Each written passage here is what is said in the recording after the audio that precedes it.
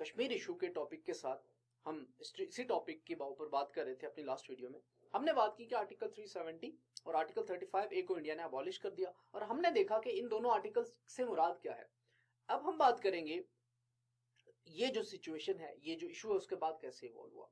हमने देखा कि यही जब डिसीजन हुआ तो उसके बाद बीजेपी का एक लीडर जो है उसने ये बात कही कि अब जो है वो इंडियंस जो है Hindus they can marry Kashmiri girls. अब वहां पे जाके आप प्रॉपर्टी खरीद सकते हैं, उससे पहले आप नहीं खरीद सकते थे। क्यों? क्योंकि लोग अपनी बच्चियों को शादी नहीं करवाएंगे इंडिया के किसी पार्ट में, क्योंकि उन लड़कियों को प्रॉपर्टी नहीं मिलेगी। तो अगेन उसकी वजह से एक जो है वो अगेन उसका एक मासिव लेवल के ऊपर, नेशनल लेवल के ऊपर, इंटरनेशनल लेवल के ऊपर काफी क्रिटिसिज्म आया। मोदी ने इलेक्शन जो है वो इसी, अब आपको ये भी समझने की जरूरत है कि मोदी ने यही जो डिवाइसिव कैंपेन है इसके ऊपर इलेक्शन जीते थे और उसने आर्टिकल 370 और 35A को स्क्रैप करना था। और चूंकि ये बात पॉलिटिकल मैनिफेस्टो में भी थी और इसी नारे के ऊपर जो है वो बीजेपी इलेक्शन जीती थी। इलेक्शन जीतने के बाद उन्होंने वो डिसीजन ले लिया जो शायद कोई और लीडर इंडिया में नहीं ले सका। यही काम पिछले 60-70 सालों में इंडिया का कोई दूसरा पॉपुलिस्ट लीडर भी कर सकता था, लेकिन उन्होंने नहीं किया बिकॉज ये ऐसा डिसीजन था कि जो कॉन्स्टिट्यूशनली वायबल नहीं था। लेकिन मोदी ने, पॉपुलिस्ट लीडर है, जिस तरह का हिंदू फाशिस्ट मेंटेलिटी बीजेपी की लीडरशिप की है, उनसे इसके अलावा कुछ एक्सपेक्ट करना बेवकूफी है।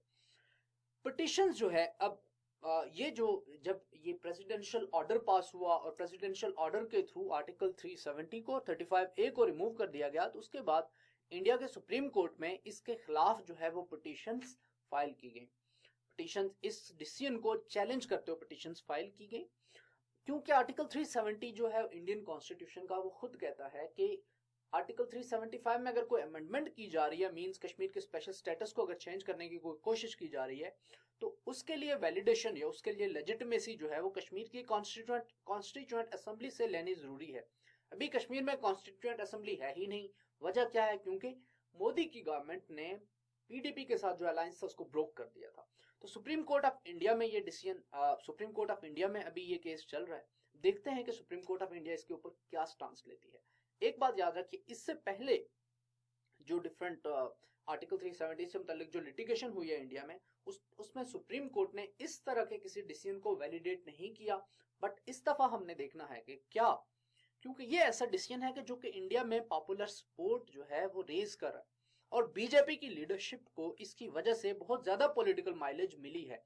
साथ आपने देखा कि उसके बाद से जो है वो राम मंदिर और बाबरी मस्जिद का जो केस है उसके ऊपर इंडियन सुप्रीम कोर्ट का जो डिसीजन आया, again that was against facts और वो भी एरोनियस डिसीजन था। अब उस डिसीजन को अगर आप सामने रखें और इंडिया में जो पॉपुलिस्ट नैरेटिव है और बीजेपी की गवर्नमेंट सामने है, तो आपके लिए ये बात समझना मुश्किल नहीं होना चाहिए कि मुश्किल है कि इंडियन सुप्रीम कोर्ट इस केस में आर्टिकल 370 और आर्टिकल 35A को अबॉलिश करने का या इनको रिवोक करने का ये जो डिसीजन है इसके खिलाफ जाए। बट ये हमने वक्त के साथ देखना है। हमने देखना है कि क्या ये जो कॉन्स्टिट्यूशनल टेस्ट है जो प्रेसिडेंशियल ऑर्डर के थ्रू बीजेपी की गवर्नमेंट ने इन दोनों आर्टिकल्स को रिवोक कर दिया है, क्या ये कॉन्स्टिट्यूशनल टेस्ट के ऊपर पूरे उतर पाते हैं या नहीं, ये वक्त ही बताएगा। अगर आप यहां पे देखें तो अब मैं आपको यह समझाने की कोशिश करूंगा कि आर्टिकल 370 और 35A से हुआ क्या। ये जो आपको पार्ट ऑफ टेरिटरी नजर आ रहा है, ये सारे का सारा है इंडिया के पास। अगस्त 5 के डिसीजन से पहले ये सारा it was recognised as Jammu and Kashmir. तो ये जम्मू एंड कश्मीर था जिसके ऊपर आर्टिकल 370 और 35A लगते थे, लेकिन ये एक टेरिटरी थी। अब आर्टिकल 370A को रिवोक करके और 35A को रिवोक करके इंडिया ने क्या किया? इंडिया ने इसी टेरिटरी को दो हिस्सों में तकसीम कर दिया। अब जो है वो जम्मू एंड कश्मीर जो इंडिया के अंडर है वो बुनियादी तौर पे दो हिस्सों में है। एक हिस्सा जो है वो लद्दाख का है और दूसरा हिस्सा जो है वो है जम्मू एंड कश्मीर का। तो पहले जो एक स्टेट थी इंडिया के अंडर आर्टिकल 370 और 35A के अंडर, अब उसको तकसीम करके दो हिस्सों में तकसीम, और ये दोनों हिस्से किसमें शामिल कर दिए गए हैं? ये इंडियन यूनियन में शामिल कर दिए गए हैं। यानी ये अब इंडिया की स्टेट का पार्ट बन चुके हैं। अब इनके ऊपर कॉन्स्टिट्यूशन अप्लाई होगा। ये जो है वो डिफरेंस है जो अगस्त 5 के डिसीजन ने किया है। Indians would now be able to, what would it change? इससे फर्क क्या पड़ेगा? फर्क मिसाल के तौर पे आप समझ सकते हैं, इंडियंस जो है वो प्रॉपर्टी राइट्स हासिल कर सकेंगे। इससे जो है मसला ये है कि शायद डेमोग्राफिक ट्रांजिशन आ जाए। इंडिया में जम्मू में ये जो है पंडित्स का मसला चलता रहा है, क्योंकि वहां पे कोशिशें मुसलमानों की तरफ से भी, क्योंकि वहां पे ये टसल भी नजर आती है आपको, एथनोसेंट्रिक टसल नजर आती है डिफरेंट ग्रुप्स के दरमियान, तो बाज़ पंडित्स के ऊपर भी वायलेंस हुआ है। तो वहां पे जब डेमोग्राफिक ट्रांजिशन चेंज होगी तो किसी भी फ्यूचर प्लेबिसिट की सूरत में उसके रिजल्ट्स इफेक्ट हो जाएंगे, अगर यूनाइटेड नेशंस कभी कश्मीर में प्लेबिसिट करवाने में कामयाब होती है। अब इफेक्ट वही हुआ, लद्दाख और जम्मू एंड कश्मीर जो है इसको ये एक टेरिटरी बन गई और सेंटर ने गवर्न करना था इनको, और लद्दाख और जम्मू को जो है वो दो टेरिटरीज में तकसीम कर, पहले लद्दाख और जम्मू दोनों एक थी, अब जो है उनको दो हिस्सों में तकसीम कर दिया गया। इसमें जो है वो आप अगर देखें तो जम्मू एंड कश्मीर जो है उसमें मुस्लिम मेजोरिटी है और हिंदू मेजोरिटी जम्मू है, मुस्लिम मेजोरिटी कश्मीर में है। अगर आप यहाँ मैप पे देखें तो बेसिकली ये जो एरिया है वो जम्मू का एरिया है, ये एरिया है जम्मू का, और इस जम्मू के एरिया में मेजोरिटी जो है वो हिंदू की है, और नॉर्थ में जो north west Jammu Indian Jammu and Kashmir का जो नॉर्थ वेस्ट है ये एरिया जो है वो जम्मू एंड कश्मीर का है, यहाँ पे मेजोरिटी मुस्लिम्स की है। यही वो एरिया जहां पर आप श्रीनगर, कपवाड़ा, अनंतनाग इस तरह की जगहों का नाम सुनते हैं, जहां पर आमतौर पर इंसर्जेंसी के दौरान आप मुख्तलिफ खबरें सुनते हैं कि वहां पर इंडियन आर्मी ने ये कर लिया वो कर लिया। दूसरा जो है वो लद्दाख है। अब लद्दाख जो है वो बुद्धिस्ट मेजोरिटी है। अब लद्दाख को आपको समझना है, ये लद्दाख है और लद्दाख बुद्धिस्ट मेजोरिटी है, लेकिन ये एरिया ऐसा है कि जो स्पार्सली पॉपुलेटेड हमारे बलूचिस्तान की तरह से है, यहाँ पे बुद्धिस्ट रहते हैं। अब बुद्धिस्ट जो है वो यहाँ ऊपर तिब्बत है और ये खुद को तिब्बत के साथ अलाइंड समझते हैं, यानी क्योंकि तिब्बत जो है वो बुद्धिस्ट, सारी दुनिया में बुद्धिज्म का सेंटर है, तो ये खुद को बुद्धिज्म की वजह से तिब्बत के साथ अलाइंड करते हैं। एक वक्त ऐसा था कि जब जो है वो तिब्बत भी जम्मू एंड कश्मीर की स्टेट का पार्ट था, ये बात भी आपको हिस्टोरिकल लिंक जो है वो आपके नॉलेज में इजाफा कर देगा। तो ये इस वजह से खुद को तिब्बत के साथ देखते हैं, और ये जो हिंदू मेजोरिटी है, जो बुद्धिस्ट मेजोरिटी है लद्दाख में, ये पाकिस्तान के साथ शामिल नहीं होना चाहते, ये भी आपको बात ध्यान में रखनी चाहिए। इनकेस अगर कभी प्लेबिसिट होता है तो दिस इज ऑब्वियस कि ये जो लोग हैं वो वोट करेंगे इंडिया के साथ एक्सेशन के लिए, और जम्मू में जो मेजोरिटी है हिंदूज की वो भी डेफिनेटली इंडिया के साथ एक्सेशन के लिए जो है वोट करेंगे। बीजेपी के अगस्त 5 का जो डिसीजन था, इसको इंडियन सुप्रीम कोर्ट में कॉन्स्टिट्यूशनल टेस्ट फेस करना है, जिसके ऊपर मैं बात कर चुका हूं। अब थोड़ा सा अगर आप ओवरऑल देखें कश्मीर के इशू को, थोड़ा सा इस ये जो इशू है इसका स्ट्रेटेजिक इक्वेशन को समझने की कोशिश करें। ऊपर चाइना बैठा हुआ है, यहाँ पर जो है वो हम बैठे हुए हैं, और साउथ में ये बैठा हुआ है इंडिया। अब ये जो आपको लाइन नजर आ रही है, ये लाइन जो है वो लाइन है पाकिस्तान और इंडिया के दरमियान बॉर्डर की। ऊपर जो है वो गिलगित एंड बल्तिस्तान है, गिलगित बल्तिस्तान जो कि एक सेपरेट टेरिटरी है। यहाँ पे ये आपको नजर आ रहा है आजाद कश्मीर, ये तकरीबन यहाँ तक है। ये जो आपको सी सा बन रहा है या चांद जैसी शक्ल बन रही है, ये आजाद जम्मू एंड कश्मीर जो पाकिस्तान के अंडर कंट्रोल है। और ये जो बाकी एरिया आपको नजर आ रहा है ये है इंडिया, जो कि मैं पहले आपको दिखा चुका हूँ कि उन्होंने इसको जो है वो दो हिस्सों में तकसीम, एक तरफ लद्दाख है बुद्धिस्ट कंट्रोल्ड है, बुद्धिस्ट मेजोरिटी है, बुद्धिस्ट डोमिनेट है, दूसरी तरफ श्रीनगर है मुस्लिम सेंटर्ड, और यहाँ पे जम्मू है जो कि हिंदू सेंटर है। अब इस एरिया को दो हिस्सों में तकसीम कर दिया गया, ये आपको लाइन ऑफ कंट्रोल नजर आ रही है। अब मजे की बात यह कि कश्मीर का कुछ हिस्सा जो है वो चाइना के पास है, अक्साई चीन चाइना एडमिनिस्टर कर रहा है। दूसरा जो है वो एरिया जो है यहाँ पे नेफा में एरिया है, सियाचिन ग्लेशियर जो है वो इंडिया और पाकिस्तान के दरमियान ये एरिया जो है वहां पे सियाचिन का मसला चल रहा है, ये भी कश्मीर का पार्ट है। और ये वो एरिया नजर आ रहा है आपको जो कि पाकिस्तान ने दिया है चाइना को। 1960s में एग्रीमेंट हुआ पाकिस्तान और चाइना के दरमियान, बॉर्डर एग्रीमेंट। उसके बाद पाकिस्तान ने कश्मीर का ये एरिया जो है वो चाइना को दे दिया। तो अब ये तीनों ममालिक जो है वो यहाँ पे क्लैश कर रहे हैं। कश्मीर जो है वो तीनों ममालिक के हब के ऊपर वाक़ है और पाकिस्तान के लिए स्ट्रेटेजिकली बहुत इंपॉर्टेंट है। इसीलिए इस तरह का कोई भी जो डिसीजन है वो पाकिस्तान के लिए प्रॉब्लम पोज करता है। अब पाकिस्तान का इसके ऊपर रिस्पॉन्स क्या होना चाहिए, पाकिस्तान के पास ऑप्शंस क्या है? सबसे पहले आपको ये देखना है कि अगस्त 5 से आज तक तकरीबन 4 महीने से ऊपर का टाइम हो चुका है, 130 डेज होने के करीब है। तो आज तक जो वहां पे कर्फ्यू और लॉकडाउन चल रहा है, इंटरनेट बंद है, बिजली बंद है, सोशल यूटिलिटीज के सर्विसेज बंद हैं, वहां पर जो है वो सोशल मीडिया सर्विस नहीं है, वहां पे टीवी नहीं है।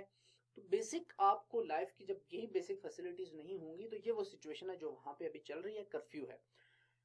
इंडिया का ये जो डिसीजन है, इसने वायलेट किया है शिमला अकॉर्ड को, इसने लाहौर डिक्लेरेशन को, लाहौर समिट की जो डिक्लेरेशन है उसकी स्पिरिट के खिलाफ है, और तमाम पाकिस्तान और इंडिया के दरमियान जो बायलैटरल अरेंजमेंट्स हैं ये उनके खिलाफ है। इन्हीं के ऊपर हम फर्दर कॉन्स्टिट्यूशनल डायमेंशन के ऊपर जब हम बात करेंगे तो तब हम देखेंगे कि कैसे खिलाफ है। 8 मिलियन पीपल जो है उनको लॉकडाउन में इंडिया ने बंद किया हुआ है, 8 मिलियन पीपल, और फॉर 4 to 5 months। अब आप इमेजिन कर सकते हैं कि किस लेवल की इनह्यूमैन किस्म की ट्रेवेस्टी है जो इंडिया इन्फ्लिक्ट कर रहा है कश्मीर के लोगों के ऊपर। ह्यूमन राइट्स के अब्यूजेस कॉन्स्टेंटली चल रहे हैं कश्मीर में। पिछले 5-6 सालों से ह्यूमन राइट्स अब्यूजेस बहुत बढ़ गए। अदरवाइज 1989 में जब कश्मीर में इंतिफादा स्टार्ट हुआ तो तब से जो है वो इंडिया कश्मीर में एट्रोसिटीज कमिट कर रहा है। इंडिया के अभी तकरीबन कश्मीर में 9 लाख के करीब ट्रुप्स बैठे हुए हैं। वो 9 लाख के ट्रुप्स किस लिए बैठे हुए हैं ये बात आपको मुझे बताने की जरूरत नहीं है। कश्मीर में इंडिया जो है वो मैस रेप को, मासिव लेवल के ऊपर रेप को as a weapon of war use कर रहा है।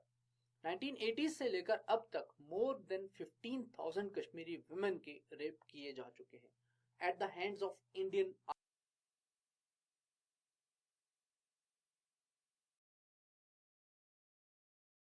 ये इंडिया का जो डिसीजन है इनको wide spread international condemnation face करनी पड़ी। यूनाइटेड स्टेट्स ऑफ अमेरिका की तरफ से कंडेमनेशन आई, यूके की तरफ से कंडेमनेशन आई, चाइना की तरफ से कंडेमनेशन आई, बहुत सारे कंट्रीज ने, यूएन सेक्रेटरी जनरल ने इसको कंडेम किया। पाकिस्तान जो है वो तमाम डिप्लोमेटिक ऑप्शंस को एग्जॉस्ट कर चुका है। यूएन जनरल असेंबली में प्राइम मिनिस्टर ने स्पीच की, पाकिस्तान ने ओआईसी को अप्रोच किया, ओआईसी ने रेजोल्यूशन पास की, प्रेसिडेंट अर्दोगान ने जो है वो कश्मीर के इशू के ऊपर बात की, ह्यूमन राइट्स वायलेशंस के इशू को उसने इंटरनेशनल लेवल पे रेज किया। तो पाकिस्तान टाइम एंड अगेन कोशिश करता रहा है कि इस इशू को इंटरनेशनल लेवल पे हाईलाइट करे। Conflict if erupts would involve global community. आपको ये समझने की जरूरत है कि अगर पाकिस्तान रिटॉलिएट करता है और जंग होती है तो ये जंग जो है वो इंटरनेशनल लेवल तक चली जाएगी। ये छोटी मोटी जंग नहीं होगी, ये जंग इस लेवल की हो सकती है कि ये साउथ एशिया की तबाही का बायस बन सकती है, या हो सकता है कि ये जंग थर्ड वर्ल्ड वॉर की हार्बिंजर भी बन जाए। पाकिस्तान का जो न्यूक्लियर डेटरेंस है वो इंपॉर्टेंट है, वो समझने की आपको जरूरत है। पाकिस्तान के रिस्पॉन्स के ऊपर हम डिटेल में बात करेंगे। फॉर द टाइमिंग आप इतना समझ लें कि कोल्ड स्टार डॉक्ट्राइन इंडिया ने अर्ली 2000s में, तकरीबन 15 साल पहले इंडिया ने कोल्ड स्टार डॉक्ट्राइन जो है वो इंडिया ने इवॉल्व की। इसका मकसद था कि पाकिस्तान के अंदर किसी मखसूस एरिया को जो है वहां पे इंटर होके जल्दी से एलिमेंट ऑफ सरप्राइज के साथ इंटर होके पाकिस्तान को हिट करके पाकिस्तान आर्मी इससे पहले कि रिस्पॉन्ड कर सके, पाकिस्तान को डिसेबल करके इंडियन आर्मी जो है वो पाकिस्तान के ऊपर एक पेन इन्फ्लिक्ट करके वापस चली जाएगी। ये कोल्ड स्टार डॉक्ट्राइन में इंडिया ने बात की। पाकिस्तान ने इसका जवाब दिया टैक्टिकल न्यूक्स को इवॉल्व करके। अब टैक्टिकल न्यूक्स के बाद India reacted by announcing that any such कि अगर आप लिमिटेड लेवल के ऊपर पाकिस्तान न्यूक्लियर बम्स को यूज करता है तो इंडिया जो है वो फुल स्केल एक्सटिंक्शन के ऊपर जाएगा। अब क्वेश्चंस जो हैं वो ये हैं कि पाकिस्तान क्या करेगा if India tries to capture AJK and Gilgit Baltistan. Pakistan के पास क्या ऑप्शन है? क्योंकि एक टाइम पे ये भी बात चल रही थी कि शायद अब इन रीजन्स को भी खतरा है।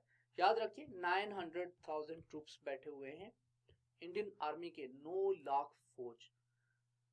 अगर मैं बात करूं तो दुनिया में 150 ममालिक के पास 9 लाख की फौज है ही नहीं, मतलब ये इतना बड़ा नंबर्स है। Pakistan should address disaffection in AJK and Gilgit Baltistan. Azad Jammu Kashmir में और गिलगित बल्तिस्तान में भी डिसअफेक्शन चल रही है इन्हीं डेवलपमेंट्स की वजह से और कश्मीर में कर्फ्यू की वजह से। Special status and declaration of protection for these territories is important. Pakistan को यह एंगल भी सामने रखना चाहिए। कश्मीर को न्यूक्लियर फ्लैश पॉइंट कहा जाता है। न्यूक्लियर फ्लैश पॉइंट इसलिए क्योंकि इंडिया और पाकिस्तान दोनों ममालिक ऐसे हैं कि जो न्यूक्लियर वेपन्स को होल्ड करते हैं। अगर कभी कॉन्फ्लिक्ट होता है इन दोनों के दरमियान, जैसे कि अभी इंडिया ने जैसे कर्फ्यू बर्पा किया हुआ है वहां पे, और जिस तरह की ह्यूमन राइट्स की अट्रोसिटीज कश्मीर में हो रही हैं, अब उन अट्रोसिटीज को सामने रखते हुए बईद नहीं है कि पाकिस्तान और इंडिया के दरमियान जंग छिड़ जाए, क्योंकि ये हाईएस्ट लेवल की अट्रोसिटी हो सकती है जो एक मुल्क जो है किसी एक कम्युनिटी के ऊपर, किसी एक जगह के ऊपर कर रहा है। 80 लाख लोगों को आपने एक प्रिजन में, एक लिविंग हेल में बंद किया हुआ। तो अगर जंग होती है तो ये पोटेंशियल न्यूक्लियर कॉन्फ्लिक्ट है, और न्यूक्लियर कॉन्फ्लिक्ट की सूरत में आप समझ सकते हैं टैक्टिकल न्यूक्स के होते हुए अगर एक भी तरफ से कहीं से ट्रिगर दब गया तो फिर शायद उस वॉर को रोकना जो है वो किसी के लिए भी पॉसिबल ना हो। बच्चों, इस टॉपिक को हम इस डायमेंशन को यहां पर ही क्लोज करते हैं। आने वाली वीडियो में हम किसी डिफरेंट डायमेंशंस के ऊपर बात करेंगे। तब तक के लिए आप जो है वो इस क्वेश्चन को CSS 2020 के लिए अटेम्प्ट करने की कोशिश कीजिए और अटेम्प्ट करके आप ग्रुप में जो है अपना रिस्पॉन्स शेयर कीजिए। व्हाट्सएप ग्रुप आपके पास है, उसमें शेयर कीजिएगा। आपके आंसर को मैं देखूंगा कि आपने कितना अच्छी तरह से इसको रिस्पॉन्ड करने की कोशिश की है। Revocation of Article 370 and 35A of Indian Constitution would have far-reaching consequences for the Kashmir dispute. India has unilaterally attempted to de-internationalize Kashmir. Indian political maneuvering contravenes UN resolutions on Kashmir, Shimla Agreement and Lahore Summit Declaration. Argue. अपना ख्याल रखिएगा।